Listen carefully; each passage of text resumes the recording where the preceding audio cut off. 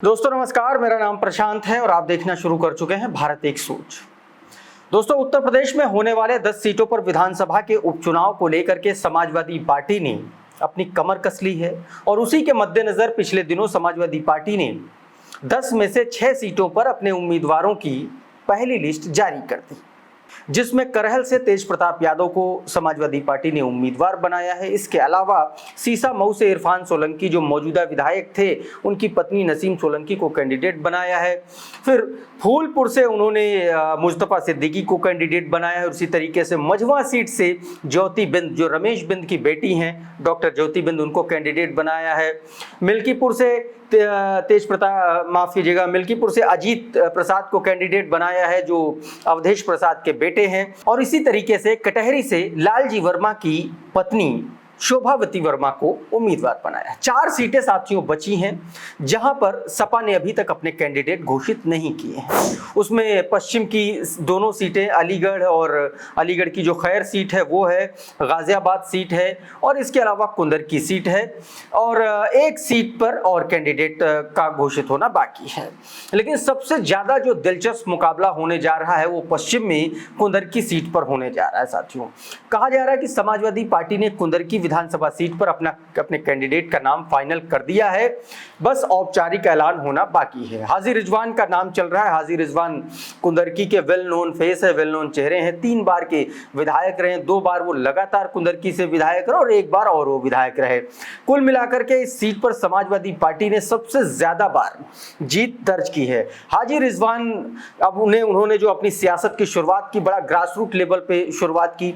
2022 के विधानसभा चुनाव में जब हाजी रिजवान का टिकट कटा तो समाजवादी पार्टी से उनकी तलखियां भी देखने को मिली, लेकिन फिर से वो समाजवादी पार्टी में सक्रिय तौर पर उन्होंने भूमिका निभाई और न सिर्फ भूमिका निभाई बल्कि 2024 के चुनाव में यहां से पर्टिकुलर इस विधानसभा सीट से जो मुरादाबाद संभल लोकसभा क्षेत्र में आती है, उस सीट को लेकर के लगभग 43,000 से ज्यादा, आप कहेंगे एक बड़े मार्जिन से वहां से जो शफीकुर रहमान वर्ग के जो पोते साहब हैं जियाउर रहमान, उनको जिता करके भेजा।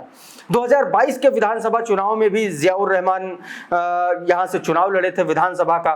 उन्हीं की सीट ये खाली हुई है जब वो संभल से लोकसभा चुनाव लड़े, तब भी समाजवादी पार्टी को लगभग 43,000 से ज्यादा वोटों का डिफरेंस था यहां से इस सीट से जीत का। तो साथियों, आप एक लाइन में ये कह सकते हैं कि समाजवादी पार्टी कुंदरकी विधानसभा सीट पर एक तरीके से सबसे मजबूत पार्टी के तौर पर है और उसके पीछे कुछ ऐसे समीकरण भी हैं जिसकी वजह से सीधे तौर पर समाजवादी पार्टी का होल्ड माना भी जाता है, वो भी बताऊंगा। लेकिन सबसे पहले इस सीट का इतिहास अगर देखें तो 1967 में ये विधानसभा सीट पहली बार अस्तित्व में आई और जब पहली बार इस सीट पर चुनाव हुए तो पहले बार में यहां से निर्दलीय कैंडिडेट जीत करके आए। उसके बाद भारतीय क्रांति दल ने एक बार यहां से चुनाव जीता, 2 बार यहां से कांग्रेस जीत चुकी है, जनता पार्टी 2 बार और जनता दल भी यहां से 2 बार चुनाव जीती है। बहुजन समाज पार्टी 2 बार चुनाव जीती और इसके अलावा भारतीय जनता पार्टी भी एक बार, मेरे ख्याल से 1993 का उपचुनाव था, उसमें एक बार वो चुनाव जीती है, लेकिन वो भी 1.5 साल के लिए मात्र वहां पर बहुजन समाज पार्टी के विधायक रहे। इसके अलावा 2 बार बसपा चुनाव जीती है और 3 बार समाजवादी पार्टी, यानी कि पिछले 15 हुए इस सीट पर विधानसभा चुनाव में सबसे ज्यादा बार समाजवादी पार्टी ने जीत दर्ज की है। साथियों, 2022 की बात करें तो 43,162 वोटों से जियाउर रहमान वर्ग ने यहां पर भारतीय जनता पार्टी के कैंडिडेट को, उन्होंने कमल कुमार को हराया था और 2017 में भी इसी तरीके से देखेंगे तो रामवीर को भी चुनाव हराया था हाजी रिजवान ने। तो समाजवादी पार्टी का एक मजबूत गढ़ ये सीट मानी जाती है। इस सीट के अगर जातिगत समीकरणों की बात करें तो पूरी तरीके से ये जो सीट है ये मुस्लिम कम्युनिटी के प्रभाव वाली सीट मानी जाती। 65% के आसपास यहाँ पर मुस्लिम मतदाता हैं और बाकी 35% यहाँ पर हिंदू मतदाता हैं। भारतीय जनता पार्टी के लिए सबसे बड़ी मुश्किल इस सीट पर जो रही है वो रही है मुसलमान वोटों में एकजुटता। मुसलमान वोटों में एकजुटता के चलते यहां पर समाजवादी पार्टी बहुत मजबूत है और यही भारतीय जनता पार्टी का सबसे बड़ा ड्रॉबैक है। भारतीय जनता पार्टी की बात करें तो यहां से इस बार ये जो चुनाव विधानसभा का उपचुनाव होने जा रहा है, यहाँ से जो भारतीय जनता पार्टी के बीजेपी यूपी के जो अल्पसंख्यक मोर्चा के अध्यक्ष हैं कुंवर बासित अली, उनको चुनाव लड़ाने की तैयारी, और अगर ऐसा होता है तो भारतीय जनता पार्टी उत्तर प्रदेश में पहली बार किसी मुस्लिम को विधानसभा का चुनाव लड़वाएगी या कोई विधायक जो है वो विधानसभा में पहुंचेगा।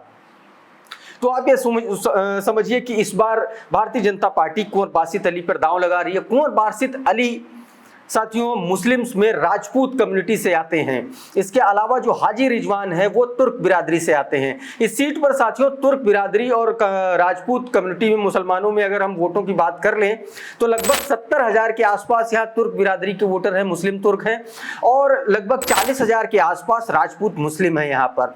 तो भारतीय जनता पार्टी मुस्लिम्स में वोटों का बिखराव करने की कोशिश कर रही है, लेकिन अगर ग्राउंड रिपोर्ट की माने तो समाजवादी पार्टी यहाँ पर बहुत मजबूत है, और मजबूत इसलिए भी है क्योंकि इस सीट पर कभी भी इतिहास में मुस्लिम वोटों में बिखराव देखने को नहीं मिला है।